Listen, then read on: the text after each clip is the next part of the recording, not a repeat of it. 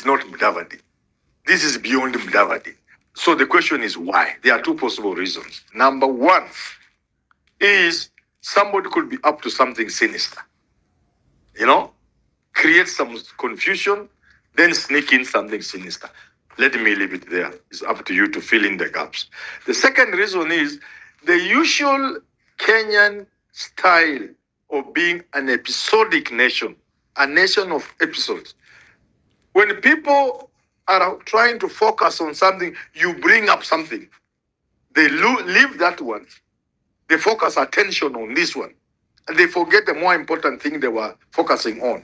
When that one again gains momentum, then you come up with something else. So this constitutional nonsense.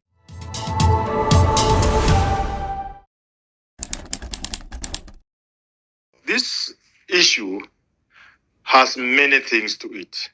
To begin with, we are going to have a lot of referenda in the future. Looking at the whole constitution, looking at the way we like litigation and the many issues that are rearing their ugly head. So we're going to have a lot of this. The question then becomes, how do we handle the cost? And I think one of the ways of handling the cost will be to have a referendum together with a general election.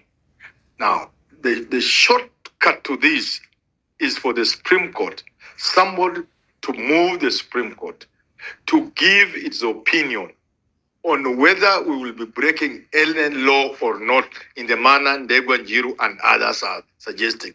That's the simple, straightforward. Somebody moves to the Supreme Court, let them give their opinion whether we will be violating the law or not.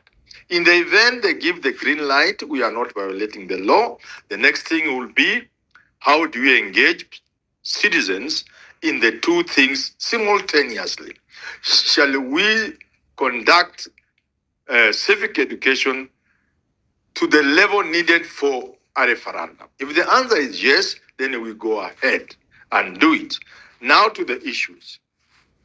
Some of the issues really are outright wrong.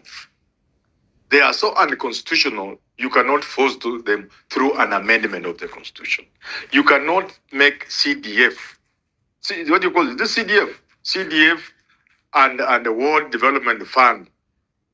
You cannot baptize it using any other name. It is unconstitutional. You cannot sneak it through the back door. You look at the Constitution, you will have to change the Constitution. You will have to change the role and functions of Parliament, the role and functions of the Executive. You will have to change that before you make CDF and the World one anything that you can put into the Constitution. So that's outright wrong.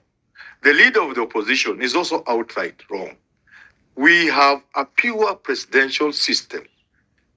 A presidential system has no room for the leader of the opposition because Parliament does not have the opposition. Parliament has a minority and majority. So where does the opposition comes in? It's already unconstitutional. You can't sneak it in. The same with the office of the Prime Minister. You will have to go to the basic structure of the Constitution and go to the core of the structure of governance, because you cannot have a prime minister in such a pure presidential system. So most of those issues, if not all of them, are not issues for the referendum. And then go finally to why. There are two possible reasons why government, and I don't call Mudavadi. I was there when he was saying it, by the way. I was in Mbale. So this is not Mudavadi. This is beyond Mudavadi. So the question is why? There are two possible reasons. Number one is somebody could be up to something sinister. Create some confusion, then sneak in something sinister. Let me leave it there. It's up to you to fill in the gaps. The second reason is the usual Kenyan style of being an episodic nation, a nation of episodes. When people are trying to focus on something, you bring up something. They leave that one. They focus attention on this one. And they forget the more important thing they were focusing on. When that one again gains momentum, then you come up with something else. So this constitutional nonsense, I want to call it like that, could be one way of distracting people's attention from some very key pressing issues so that they focus on this. And if you do like this and you bring 2, 3 other issues, before you know what's going on, you have disorganized opposition because they are reacting to things and there's no time for them to organize themselves. 2027 comes, Dr. William Samoei Ruto, the President of the Republic of Kenya, gets his second term in a smooth way. I'm being very philanthropic this time. Thank you. 2026, like I said in the beginning, the bar, I have always maintained that we need a national conversation which will give us a national charter.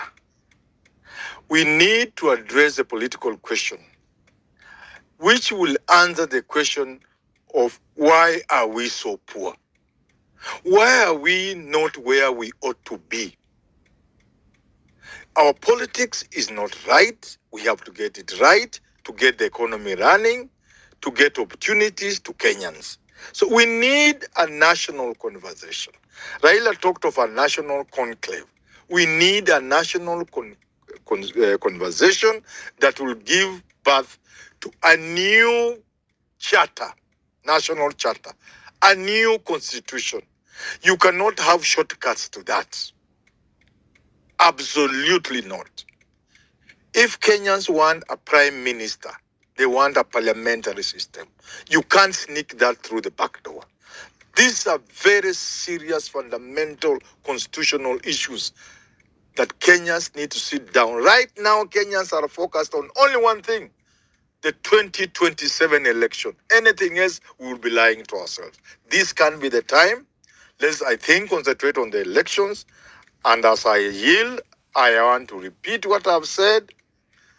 The man or woman to beat William Samoei Ruto has not featured in my life. I'm not seeing him. When I open my eyes, I'm not seeing that person. The moment is there for the opposition to take this thing in 2027, but they must get that moment right, seize that moment, work on it, create structures, produce the man or woman to beat Ruto. And the time to produce that person is now. The time for creating the structures, the system is now. Let nobody ever lie to themselves today, you'll wait until 3 months or so to the election, the way we've done in the past from 2007. No, times have changed.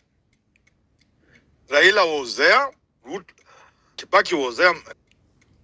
We don't have that strong candidate. And therefore, Njiru, go back to your people, tell them to create systems, structures, and give a candidate. If you delay any longer, Ruto will have you for breakfast. Happy New Year, everybody.